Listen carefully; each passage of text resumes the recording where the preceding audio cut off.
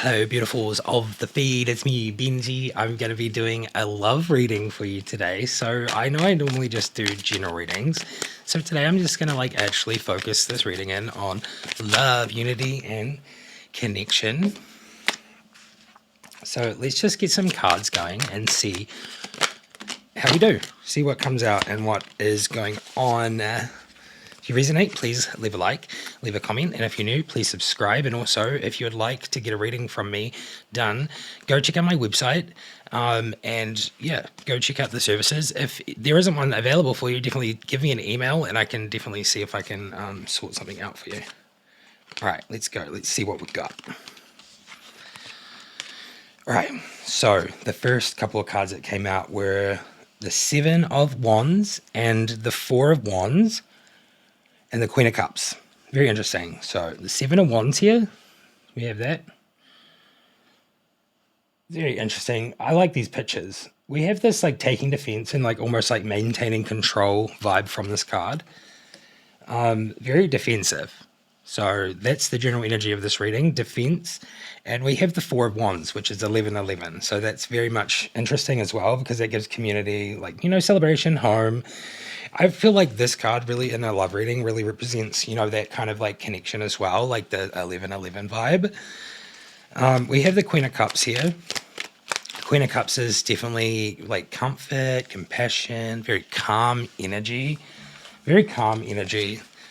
Next up, we have the Three of Coins. So the Three of Coins is giving me a very high standard of skill, work, determination.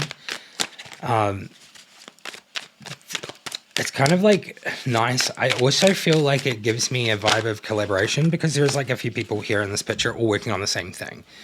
So the next one we have is the Star. And the Star is very interesting. All this stuff's everywhere. It's annoying me. The Star, I feel like it just brings really good feelings, right? Like happiness and joy and just hope and a new faith and a rejuvenated hope and faith and joy and the sense of just being in the unknown but also just knowing at the same time and believing. We have the Wheel of Fortune that's come up next. So that was the Star. I should really show all these cards. I'm really bad at it, but I'll get used to it. So that are the two cards, the Queen of Swords, Queen of Cups, and the Three of Pentacles. Looks like that. We have the Star. I just feel like I'll give you a visual representation too. And then now we have the Wheel of Fortune, which I always feel for this card, it's giving me a new shot at love. Just this is a new sense of love. And it's kind of beautiful because it's time to spin the wheel, as I say. I don't know if anyone else says that, but time to spin the wheel. We have two cards down here. We have 5, 6, 7, 8. The Eight of Swords, which really gives me a sense of, I always get being blind to the pain, almost trying to escape the pain by covering it up somehow. Having that sense of pain though. Yeah, it's almost being entrapped, imprisoned and being imprisoned in your own mind. Interestingly, with the sense of the Death card after it. So it's very interesting. I feel like this is new beginnings, rejuvenation and, a sense of new path. So this self-victimization thing here, I'm going to focus on that one in a bit because it seems like this could be one of the things that hold you back in love.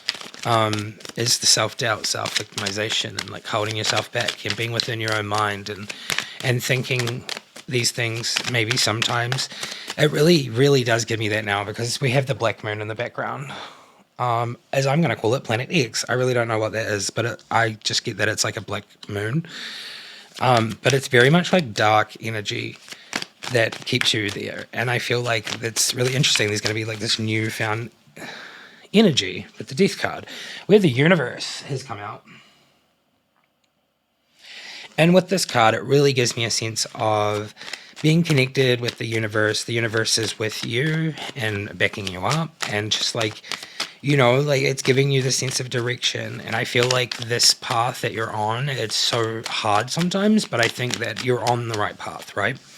We have the Ten of Pentacles that has come out last, and the Ten of Pentacles here really just gives inheritance, accumulation, and just like abundance, right? Like I just feel like there is a sense of abundance coming your way, and accumulation, or even an inheritance of some sort.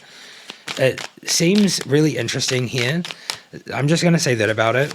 Let's get some more cards to come out. Luxury, the Tower. Well, okay, so there is going to be an accumulation or like some sort of inheritance. And then the Nine of Cups has come out, very interestingly enough. And that one gives me like emotional stability and also luxury and just being very satisfied with things. And then all of a sudden, the Tower. There's two things that I kind of want to clarify here. But I think that in the sense of this reading, and if I'm going to just like look at it and like take the signs, I've done it like this, and I just like these two cards, not knowingly, but just now that I've noticed, are directly, what is that? One's above each other. So the Tower's there, and then the Eight of Swords is directly above it. So I really think that there is a sense of self-victimization in this process. The Two of Cups has just come out. So the Two of Cups gives me unity, connection, partnership, just like that kind of beautiful stuff. So interestingly enough, it does seem to, like what I was feeling before, I was going to say it, but I'll say it now. There is this sense of like family. I feel like there is some sort of inheritance coming, like, and you're going to feel very much like in a new place, a new energy, the Tower's going to happen, and then someone's going to come in. So interesting. I wonder what this Tower moment is. Okay. Is there anything else that we can get for when this person comes in?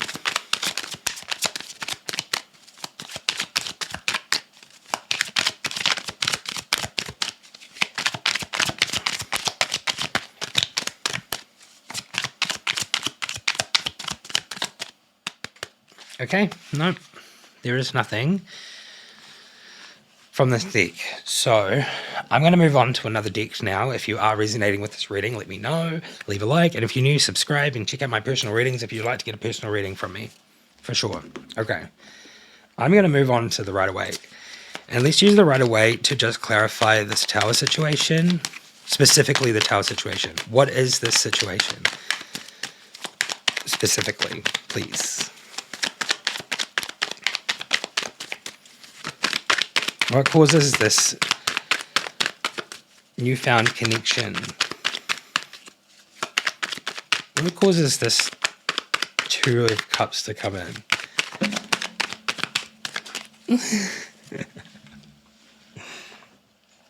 I can't even. I can't even.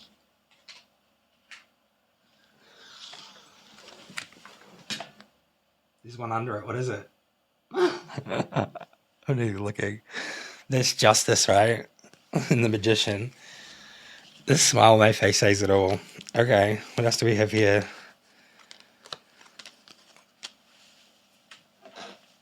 The little thing. Okay, I got started hot flushing. It's very interesting. The Magician. It's been manifested. Okay.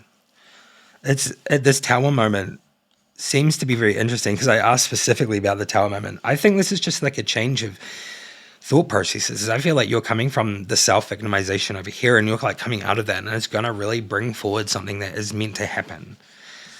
Since the Magician and the Justice card and the direct looking directly ahead, and then we have the Knight of Cups. It's very interesting. Following the heart, being very romantic. There's this whole new sense of self. I'm in love with this reading.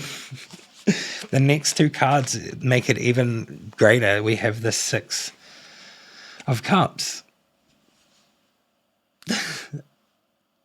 I feel so happy right now. It's like happy memories, healing, familiarity, familiarness. I'll say that one because I find it hard to say the other one. Chariot. And the last card is the Chariot.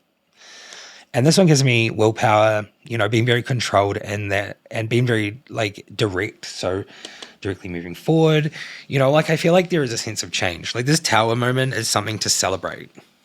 That's what I'm going to say because that's what I feel. I'm like almost like getting tears of like joy. I can feel it forming. I don't want to, at the end of the day, I don't mind. I just don't like crying. It hurts my eyes. It's about it. They go red and they get sore. I don't mind crying. That's the only thing. Okay, let's grab this one. And I know that we got the sense of that. I just want to clarify this beginning situation, the inheritance thing from family or community, right? Because that's kind of what I get from that. And then the twin flame kind of connection, soulmate connection comes in after this tower moment, after all this is happening. So let's have a look. Patience. Be patient, Benji. Am I asking too much?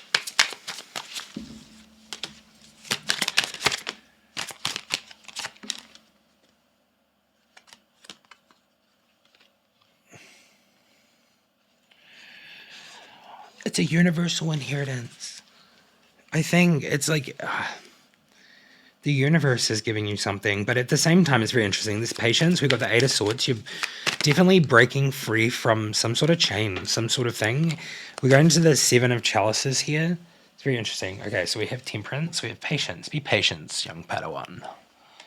I love Star Wars. I need to watch it again. And then we have this one, Seven of Swords. So she's basically... Eight of Swords, my bad. She's basically attached to the tree and she can't get away. She's bound to it and she's got her sword and she's going to cut herself free. We have the Seven of Chalices, which is very interesting. The Seven of Cups is giving me choices and almost being a daydreamer, almost just being daydreamy. And then we had Judgment and then the King of Swords. Judgment is interesting because that gives me reflecting and reckoning and almost like being awakened a little bit.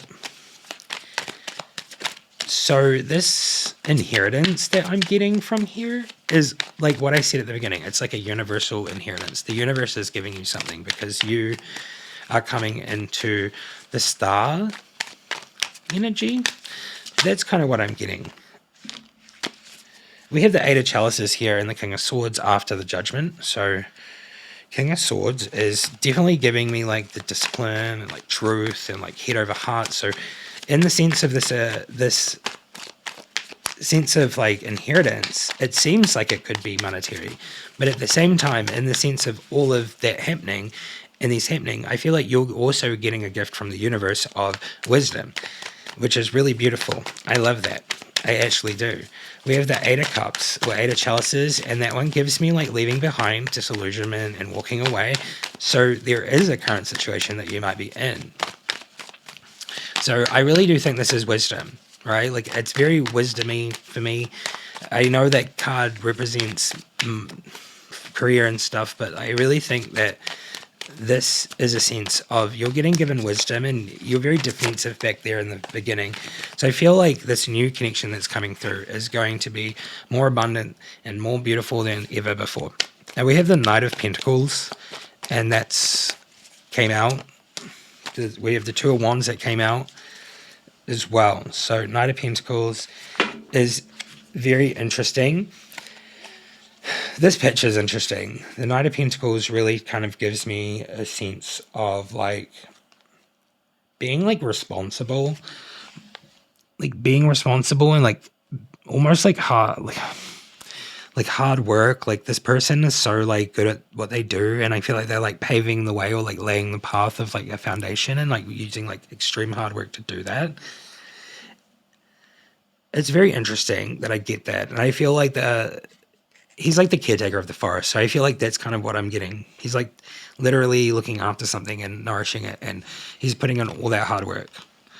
And then we have the Two of Wands and the Two of Wands is very interesting because that gives me like planning things and also leaving home, making decisions. So there is a sense of like obviously this inheritance, interestingly enough, is I think there is a sense of maybe a monetary thing, but that's not really coming through unless it's this card and then it said to be patient and then it said you are gaining wisdom and basically coming into this person that no one has even known in you before. And the sense of like this Two of Cups right at the end is really, really intriguing me. Do I have another set of cards? I do not. So today I'm not going to clarify that. But I am going to just grab one Amazonian card and one Egypt card because I think that's like a good combination for this. So let's get one Egypt card and one of the other cards. And definitely let me know if you resonated, if you like this video. I think I might start doing love tarots. I kind of love tarots. Okay, this is our card. It is number 27, Satit, fruitfulness. Become fruitful. Be fruitful. You are fruitfulness. I don't know. I had to say that. It just came out. Just had to. All right. Let's just get one of these cards and see what we get today. Ooh.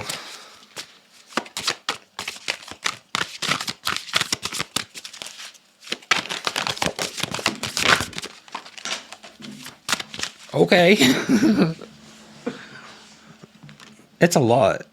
I think all the ones facing upwards I will pick up and I'll use, and all the ones facing down I won't. Just the vibe.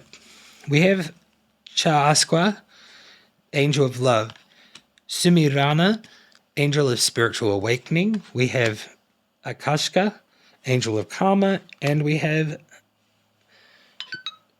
Shungo Nina.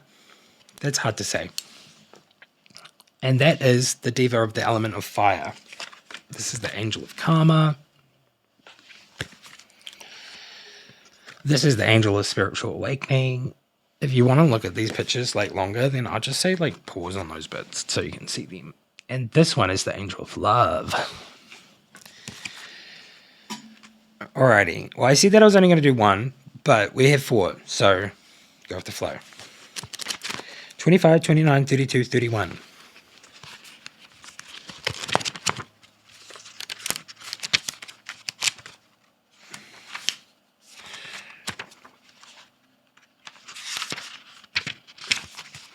Where are you? 25. 2020. Ooh, 2020. Ooh. Okay. Diva of the element of fire. Come on, baby, light my fire. Try to set the night on fire. The doors. Okay, I've read that before. So funny. The meaning of this card.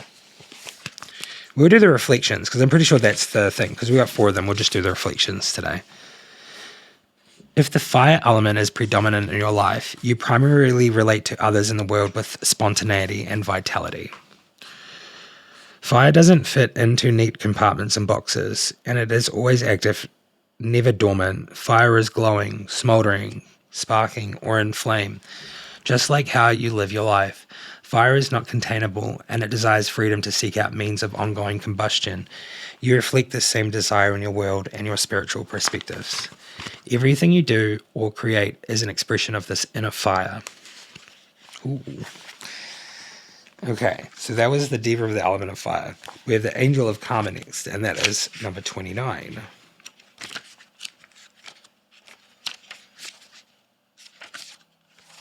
Angel of Karma, try to be a rainbow in someone's cloud. Maya Angelou.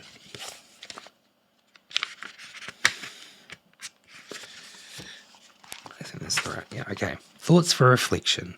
We all must act with kindness, gentleness, and compassion towards each other and with life itself. You do your utmost best to show kindness, understanding, non-judgment, and compassion. You have the wisdom of introspection to explore your feelings, to understand and reconcile the source of past situations in which you caused another person harm. You have learned something about yourself that needed this karmic catalyst to be activated, then healed. Okay. That is the Angel of Karma. Now we have the Angel of Spiritual Awakening, which is number 32. Sumedana.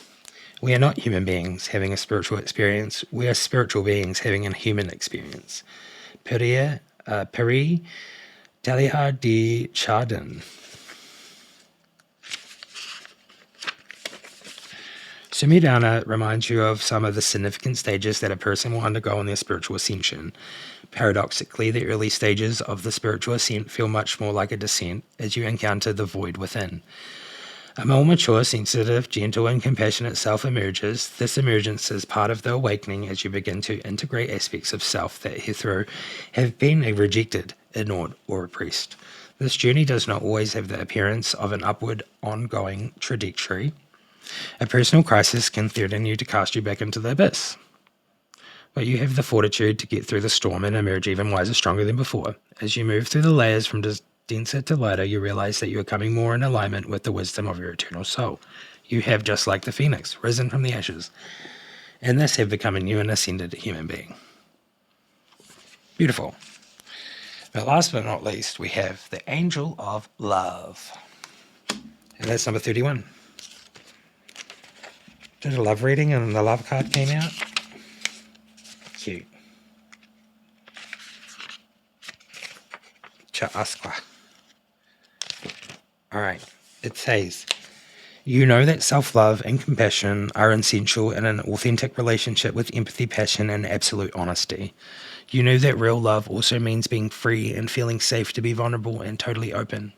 Cha'askwa shows you that this is where the celestial temple of divine love manifests in you. Beautiful. Well, if you enjoyed this reading today, if you resonated, you know what to do. And I'm going to go now. So thank you so much for watching. And I will mention just one more time, definitely go check out my personal readings if you like. And if you're stuck, send me one of those little emails. Okay, bye.